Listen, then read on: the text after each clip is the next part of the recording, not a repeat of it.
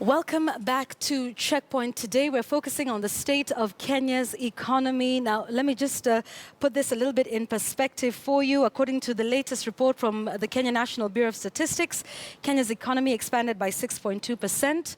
And not to forget the World Bank report that projected a 5.9% growth in 2016. And we've greatly improved in the ease of doing business report.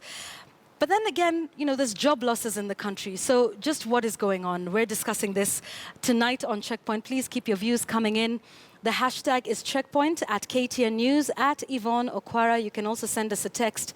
The number is 22155. We're asking, statistics show that the economy in Kenya is growing. Are you feeling it? So let us know what your thoughts are. Our panel tonight, I'll start on my extreme, this will be my right, yes, Wanjiru Gikonya, who's the National Coordinator for the Institute for Social Accountability. We have Professor Michael Chege, who's a board member at KIPRA. And also joining us from our studios in Mombasa is Anzetse Were, who's a development economist and a regular here on Checkpoint as well. Thank you all for being with us today. Prof, I'd like to start with you. Yes. How would you describe Kenya's economy now? You know, Nakumatt admitted the other day they're in financial crisis. They're looking for, you know, somebody to pump in some money. But it was interesting that they said, you know, this is what's happening in a depressed economy. Can we describe our economy as depressed? I don't think we can describe the economy as depressed, but there are problems, particularly, as you mentioned, people being laid off in very specific companies. And the companies we had listed here in this program before, you can see are from different sectors. Yes. There's a floriculture in Karuturi and others. You're also talking about Kenya Meat Commission and others. And you just mentioned yourself the press.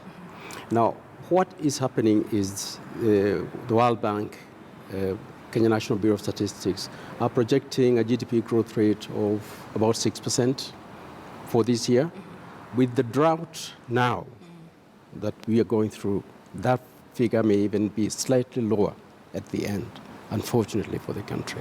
Okay. So I think Nakumatt are saying these are depressed times. If that's what they're saying, then they're not accurate. I think every single one of those companies you listed have systemic problems within itself.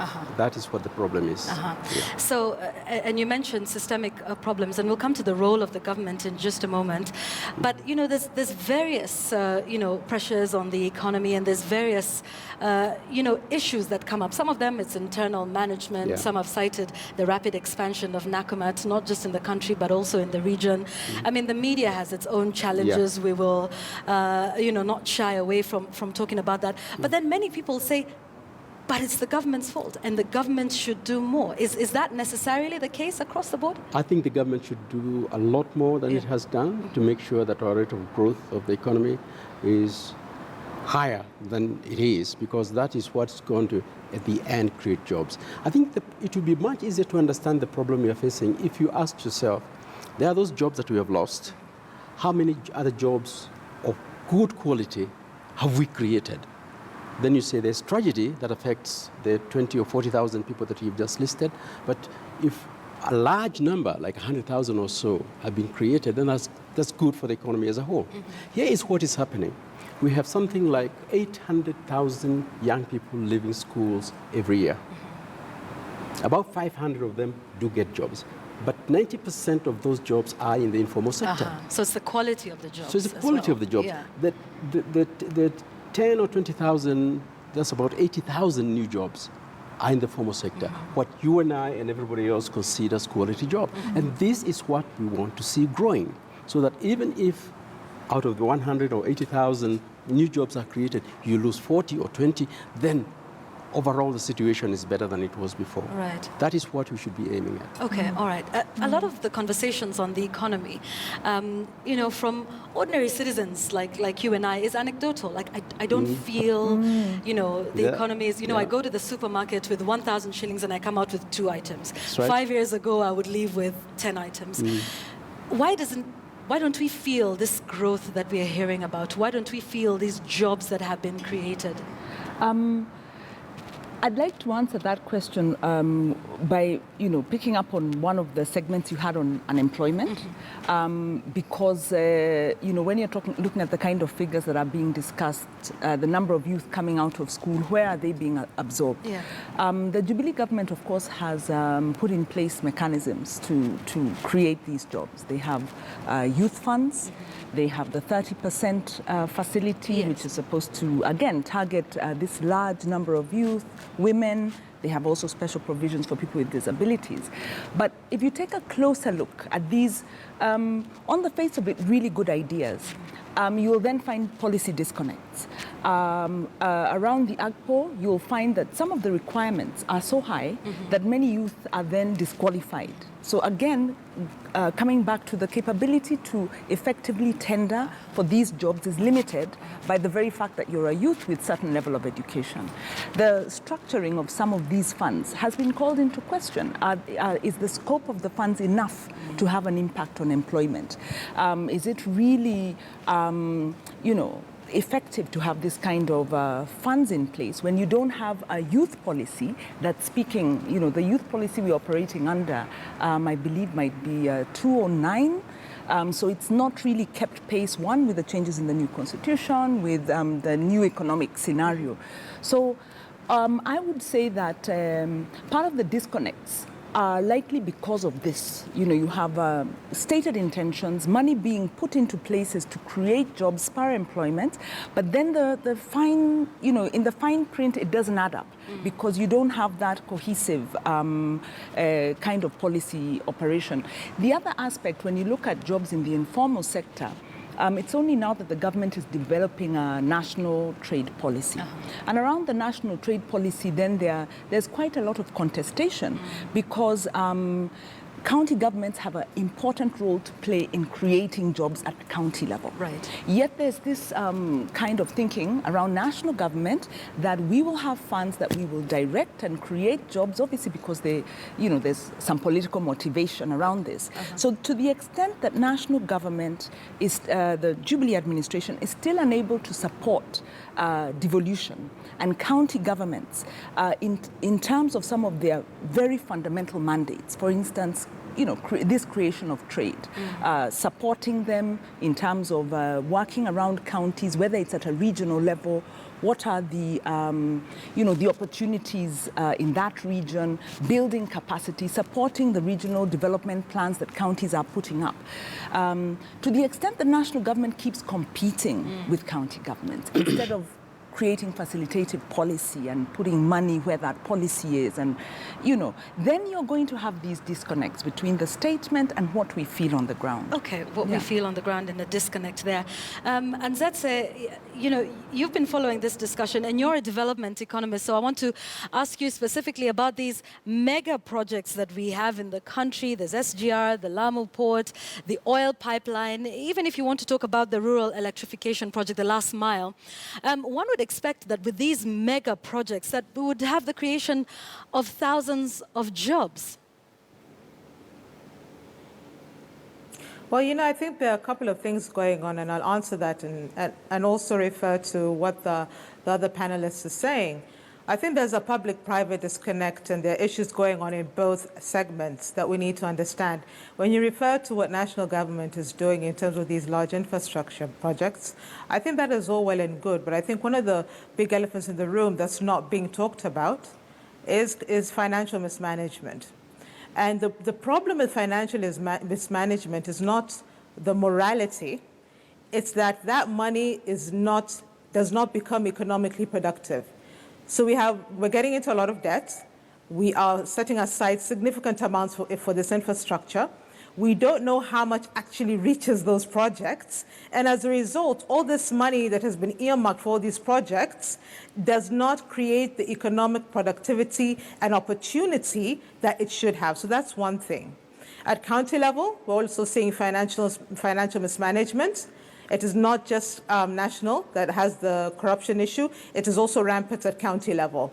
And the checks and balances at county are particularly weak. So I think one of the conversations we as the Kenyan public should have is, can we also start putting some pressure on county governments to be financially responsible? Because then again, at county level, the money that government has for development expenditure is not economically productive. I think the other element is that all of these things about ease of doing business and all these things, they don't speak to the informal economy. How many times are we going to make this point? Over 80% of Kenyans sit in employment in the informal economy. So when these studies are done, I don't know if they go to the guys on Gong Road or anywhere else to ask them, what do you need to make it easier for you to do business? Because as long as we sideline the informal economy, we're going to have what is happening now, which is jobless growth, where you have a lot of economic growth, but the number of formal jobs being created is minimal. And now, instead of us complaining about people not getting formal jobs, can we finally get a strategy for the informal economy? They have so many constraints, from financial access to skills levels, to technical capacity, and they're just waiting to be given a conducive environment as the informal economy to become more productive and more profitable. So as long as that disconnect is happening, and national and county governments are not doing an informal economy policy, it's not in Vision 2030, it's not in any of these national documents. So I don't know how long we're going to belabor this point, because that, I think, is a sleeping giant in terms of employment and creation of wealth and income. Okay, all right. Thanks, Senzatse, and stay with us as we continue to talk about this, because you've mentioned a disconnect between county governments and national governments. She's talking about the informal sector. And then, there's a lot of these statistics that we see from government. Would you like to comment on that, Prof? Well, first of all, let me say this. To our viewers, if you want to put them completely in the field of boredom, keep citing statistics. Let us talk about policy and what needs to be done. Okay. And the fact is, you will never create the kind of jobs and employment we need through government and through government contracting. It is getting and this is what has happened to Southeast Asian countries, including China, and what's happening in India now, and Singapore, and all those countries. Get the private sector into the act, get them a healthy business environment, create the infrastructure they need, have clean and corrupt institutions which are efficient, and make sure that your economy and your production and your sectors are efficient globally, so that you're using the international market, which is much larger than your domestic market, see, to expand your scope. The problems we're talking about in Kenya today are very much African problems. It's the other countries have the same ones.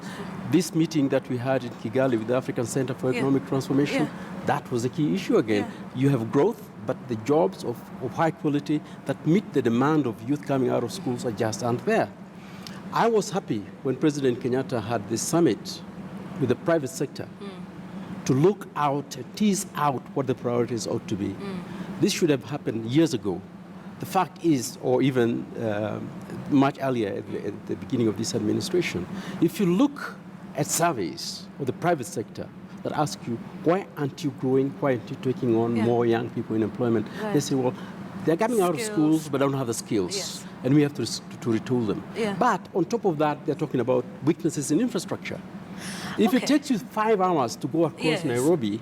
But Prof, then doesn't that come back to the government? Because I know you said in the beginning, let's not look at government, but government is responsible for government as a source of creating jobs. As a source of creating jobs. However, in creating an environment in which you can do business easily, some say the government hasn't done as well as it should have. For example, I mean, the cost of power in Kenya is 3 times that in Egypt, and that's why you see Egypt and South Africa taking, a lot of the businesses.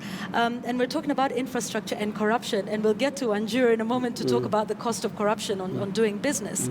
But where does the government need to pull up its socks in terms of just creating this environment that says to investors, come? Well, you just mentioned the Doing Business Index. Surely, it indicates that something is being done with the Ministry of Trade and Industrialization together with the folks in the National Treasury, to be proactive in making it easier to get registered in business. However, we are scoring quite highly on that front with, Yes, with we the are. ease of doing We are, business, we and are, you know we that are. we're shortening Infrastructure the time is a problem. Yeah. Quality of institutions, which is where registration, decency in payment, corruption, all of that is an area that needs to be addressed. Then capital from within and from will flow in, including our own capital. Right, And yes. that is what you want to target, particularly in manufacturing, so you can create the kind of jobs in the large volumes that you need to take care of 800,000 young people coming are in manufacturing. Yeah. Okay, all right. Let's talk about the cost of corruption. You know, so we hear of corruption scandals. To what extent does this affect how we are viewed as, you know, a source of investment internationally and also locally? Well, obviously, corruption has a bearing because not only in the large infrastructure projects, but also systemically, because there's estimates of about 300 billion being lost to corruption. You know, that's a big chunk of the budget. And again, if you become specific and look at the health sector, now if you have a functional health sector, then you reduce the burden on the general population in terms of the cost of healthcare. Okay.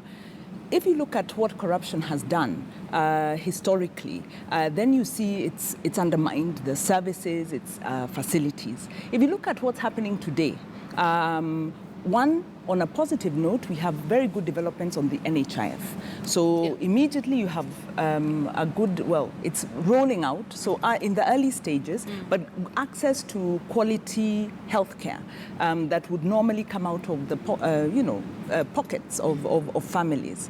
But when you look at the depth of this transformation, one, from a policy perspective, it's not as deep as it would be, because then you have to fund public hospitals across the board. Right. So that becomes a challenge. From a corruption point of view, of course, now we've seen there was 5 billion spent by government very early on.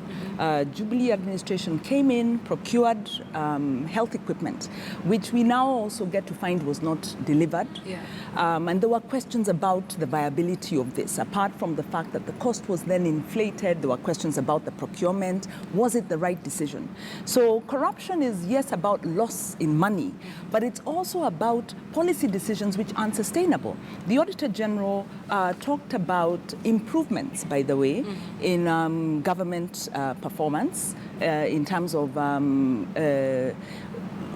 answerability of the money. So, the figure was somewhere like 45B with the last audit. Now you're talking about 7B that couldn't be accounted for. Right. But there was then another figure of 21B that was wasteful expenditure. Okay.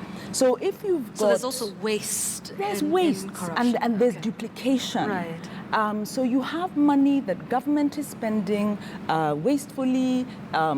It needn't go there. It could go then into building, into research. It could then go into building industry. It could go into supporting the informal sector. So corruption, yes, has an impact, but not just in the money that is not then available to deliver the service, but in a wider sense, because the opportunity for gone then becomes very, very expensive. Yeah, that's right. And that's it. Let's paint this in perspective a little bit, because when we have job losses and then when we hear people talking about a depressed economy, many are quick to point fingers at the government. It's government policy, it's corruption. But there's also the world economy to consider, right? I mean, when we talked about Oserian, for example, the largest flower farm in Naivasha, and they're talking about decreased demand for flowers, abroad. So, which means if they're going through tough times, they're buying less flowers for their loved ones. So there's also the world economy, of which Kenya is a part, right?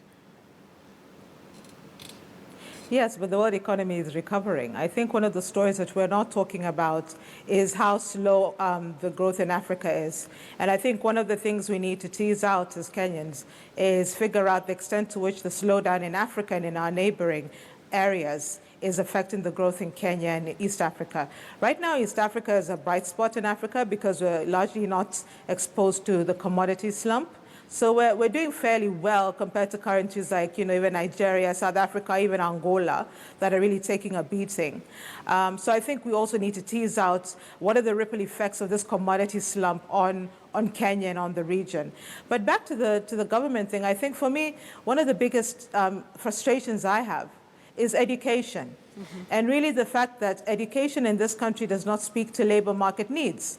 I wrote a piece in my column talking about the education that we are giving our children is making them unemployable because they have a set of skills that are completely irrelevant. If you talk to a lot of private sector, when young graduates come in, they have to spend millions retraining them. So I think one of the other areas we need to be very rigorous about is realigning education and training needs to the labor market needs. And that's not just university. I'm talking about primary, secondary, and also vocational training.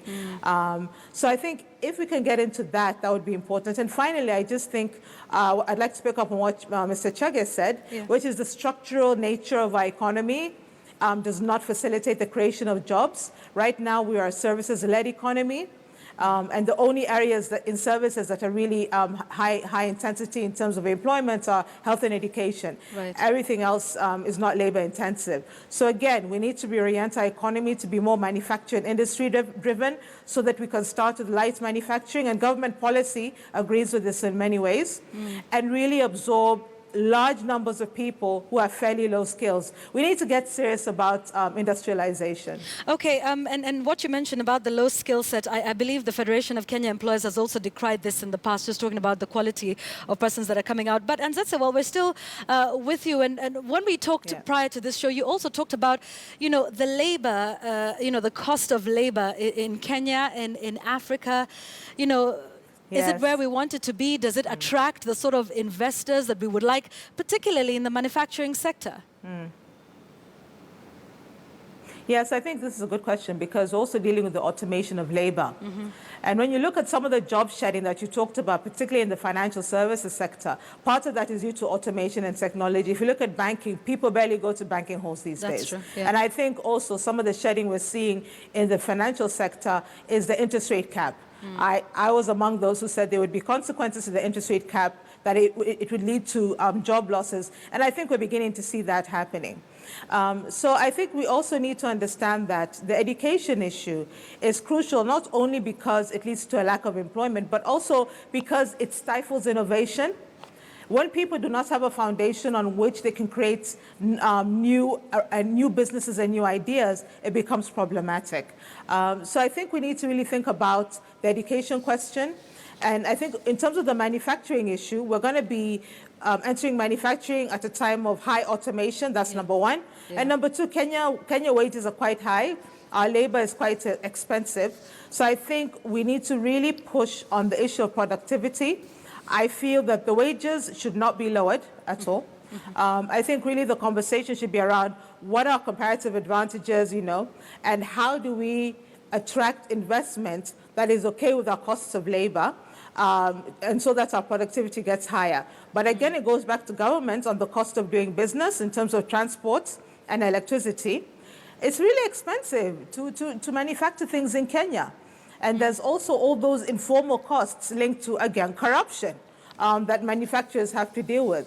So I think this ease of doing business, we need to start critiquing them a bit more and looking at what are the specific elements that we need in Kenya to gear ourselves around industrialization. All right.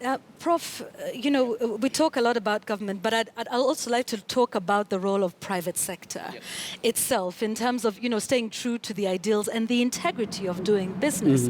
I mean, some of these sectors that we've talked about, some people say, it's mismanagement, it's hiring people when things are good and paying them enormous salaries, and then when things get tough, you start to shed off people. So let's talk a bit about the role of private sector. In an ideal situation where the government is providing the right environment for it, but is there also an onus on private sector to do business better? That's a wonderful question. As you know, there has been a debate in Africa and discussion under the leadership of former President Mbeki about illegal financial Illicit transfers financial flows, yes. and Yes. mispricing of exports and of imports. We probably lose more as Africa Yeah. from illegal transactions like this than we do from corruption. That's right. So if you're talking about investment that should go in and remain in Africa to help us create jobs for our young people, that is also an area in which we should look at. Integrity within the private sector as well, as much as integrity in government. We should actually be looking into so questions of integrity should not be delimited just to government. That's right. Important as that segment is, but also to the private sector. Besides, we ought to look into the reasons that actually prompt these kind of illegalities and see what we can do to stem that funds, stem those funds from coming in. I mean, you know what happened in the Panama Papers and the evidence that came out of that. And that will require not just our governments, but also working in close collaboration with the governments of the first world. I don't know how much cooperation they're getting. I've been tracking what Nigerian what cooperation with the Nigerian government. Not a whole lot, though. Right, So, but why should we wait for help from outside? It's us to begin doing the research, looking at the sources of the problems, and correcting that so that more investment can come into the country. The interesting thing is that if the environment for good doing business and there's more there's more honesty in the country for business, that money will remain here. And we get the jobs that we intend to create. Because there's also a bit of indictment with the foreign companies, right? They're not always here. We put up our hands and say foreign direct investment, and that's great. But they also don't come in with the best of intentions, for example. They come with the best of intentions from their own point of view, which is to make as good a profit as possible. That's right. If they were not going to make maximum profit, they'll go somewhere else. And if they don't make a good profit here, they'll leave. That's right. So it's a matter of balancing the two, that we need to come. They have their self-interest, we have our own self-interest. By and large, I think Kenya has done a good job since independence in relating to private investment coming from outside. Things could have been a lot worse than they are, but they're not as good as they should be. Let us make sure that we sit down and so. What I, of course, coming from the academic background, is I don't see enough studies as yet on how we could harness more private sector investment in a country like ours, for the good of Kenya. Looking at it from the Kenyan side. Right, from the inside, So that question is very relevant. And you were talking about, just as we have our closing thoughts, the ease of doing business for Kenyans and creating employment, But then there's also this push in Kenya, go into entrepreneurship, start a business. And truth be told, not everybody is cut out for entrepreneurship. And, some just, want to be employed and would be highly productive. But so, just answer that question as we close and your thoughts on where we are and where we need to be. There's some grim statistics, but isn't that bad? Yeah, well, like Professor Shegen and Nzete say, some of these are structural and they need deep thinking. Now, the concern, like I said, is that we don't have a functional youth policy. Right now, we don't have a trade policy. It's under development. It will be subject then to public participation and deeper scrutiny. But one of the big challenges is that national government needs to implement policy under a devolved structure so that it will be creating jobs under a devolved structure. And so the policy must speak to both levels, and the opportunities must be created in line with the competitive advantages of the various regions. So the problem is right now we are at a level where there is first level disconnects or disputes between national and county government over who will manage which function, as opposed to looking forward and saying we have a great opportunity here. Let's support the regional blocks to open up and create employment. Let's invest properly in the TVET. There's competition by national government to reclassify TVET and pull them back into. So we are having political. There's a disconnect. I think it's 4 years into in my devolution? view, there's an ideological disconnect. Okay. One with devolution, and then two with how to manage the informal sector and how to really support the informal sector to stop being subsistent and to become viable and meaningful. And until we get around that, we'll continue to struggle. So yes, there's a remedy, which is give us a viable trade and development and investment policy that recognizes that youth need to be, there are those youth that need to go into employment, but also you need to support small businesses to stop being at that subsistence level. Okay, Yeah. all right, great. Yeah. And that's your closing thoughts on where we are now. Like I started in the beginning asking, is the economy depressed? No, I mean, I think for me it's really two things. One is getting very serious with government about looking at what we're teaching our young people. Our education system is obsolete and irrelevant, and we cannot blame young people for not getting jobs because they're not being skilled appropriately. I think it's a national crisis, and we need to place pressure for that to be reworked. And secondly, I'm just picking up on what Wanjiru said, which is the informal economy. Yeah. Can we create an informal economy strategy? Can we make them productive and profitable? And also, because what's happening now is that there's so many micro firms that are not doing very well. Yeah. We need to facilitate leaders in the informal sector to come out so that we get the right businessmen and the right business ladies to create productive and profitable enterprises that are viable.